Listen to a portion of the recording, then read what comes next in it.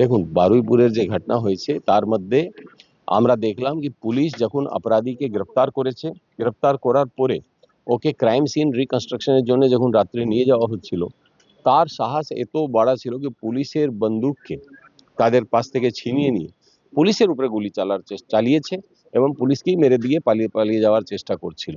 তো এই জিনিসটা পুলিশ ইমিডিয়েটলি তার মোকাবিলা করেছে, ওকে আটকানোর পুরো চেষ্টা করেছে, ওরাও বন্দুক গুলি চালিয়েছে। তার মধ্যে পরে জানা গেল কেউ মারা গিয়েছে। দেখুন, অপরাধীদের সাহস এতই বেড়েছিল আগে, ওরা ওদের মনের মধ্যে আছে কি সেই টিএমসির মমতা ব্যানার্জির সরকার চলছে যেখানে অপরাধীদেরকে পুরো সংরক্ষণ দেওয়া হবে এবং পুলিশ যদি কোনো অ্যাকশন করে তাকে সাজা দেওয়া হবে। আগে পুলিশ যেটা বলা হতো কি পুলিশ লুকায় টেবিল তলায়, ওরা তো ভয়ে সবসময় অপরাধীদের ভয়ে কাঁপতো। তো এখন তো আমাদের এখানে আইনের শাসন চলছে, শাসকদের আইন চলছে না।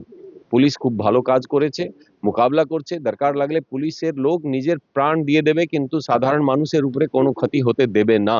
কোনো ঘটনা ঘটে যেতে পারে কিন্তু পুলিশ এর মধ্যে কোনো কম্প্রোমাইজ করবে না। এত বছর নারী সুরক্ষা যে তলানিতে চলে গেছিল সেটা কি আবার ফিরে পাবে? এখন একটা সোজা কথা আছে, যখন অপরাধীদের মাথায় এই জিনিসটা ঢুকে যায় কি তুমি অপরাধ করলে তোমার কিন্তু কঠোরতম সাজা হবে, কোনো মতই তোমাদেরকে কোনো সংরক্ষণ দেওয়া হবে না।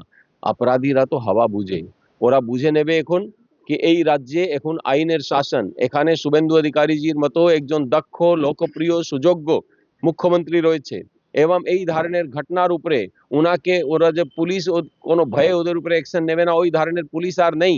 আমাদের মুখ্যমন্ত্রীজির নেতৃত্বে এখন পুলিশের হাত খুলে দেওয়া হয়েছে, পুলিশ পুরো অ্যাকশন নেবে, আর যখন অ্যাকশন হবে অপরাধীরা এভাবেই পালিয়ে যাবে। আমি বলছি না কোনো ঘটনা ঘটে যেতে পারে কিন্তু তারপরে অ্যাকশন কি হচ্ছে ওটা ইম্পর্টেন্ট আছে।